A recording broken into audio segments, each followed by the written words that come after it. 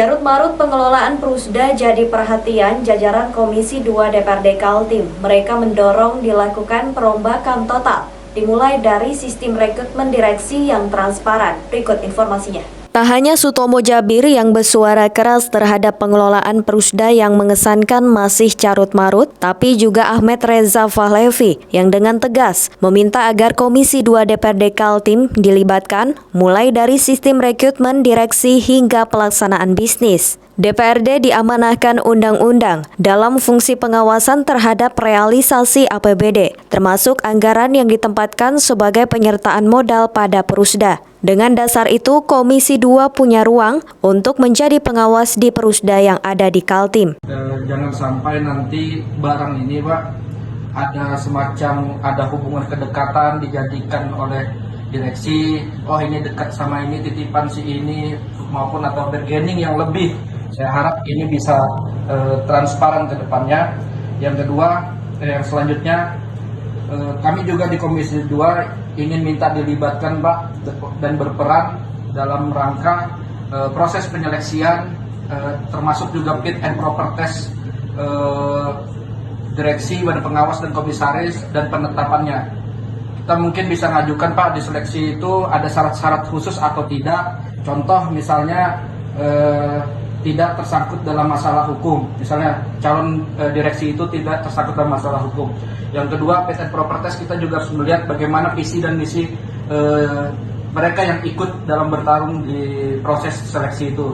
Yang ketiga, bagaimana penetapan direksi, badan pengawas maupun komisaris itu, apakah ada fakta integritas sebelum ditetapkan oleh pemerintah provinsi.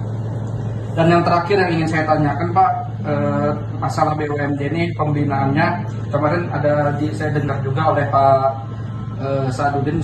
Komisi 2 DPRD Kaltim sudah menggali masalah yang dihadapi Prusda atau perusahaan daerah, sehingga sebagian besar masih carut-marut. Dari 8 Prusda yang ada, hanya PT BPD Kaltim Kaltara yang baik, sedangkan lainnya terindikasi punya banyak masalah. Bahkan satu Prusda, yakni PT Agro Kaltim Utama, berurusan dengan hukum karena direksinya diduga menggemplang uang perusahaan yang bersumber dari APBD Kaltim sebesar 27 miliar. Karena kita semua komit bahwa ingin membenahi, artinya masa lalu okelah seperti itu keadaannya, masa kini kita sudah terlanjur proses secara hukum, masa depan tentu kita DPRD ini mau diyakinkan. Karena ada keterbatasan, karena kita beranggapan bahwa proses rekrutmen, seleksi, direksi maupun dewas komisaris ini merupakan pintu yang sangat baik untuk membenahi BUMD ini. Maka tentu kita dari Komisi 2 berharap bahwa semua tahapan yang ada itu bisa kita monitor dari Komisi 2. Toh kalau ada keterbatasan tidak bisa secara langsung merekrut, ikut terlibat dalam wawancara sebagainya, tetapi ada keterbukaan setiap tahapan yang ada di sana. Tim Kaltim TV, Heriman dan Hardin melaporkan. Demikian Kaltim Update edisi kali ini. Informasi lainnya dapat Anda simak melalui situs website kami www.kaltim.tv, channel YouTube dan fanpage Facebook Kaltim TV. Jangan lupa untuk selalu patuhi protokol kesehatan. Saya Rosmi Rahma bersama kerabat kerja yang bertugas pamit undur diri dan sampai jumpa.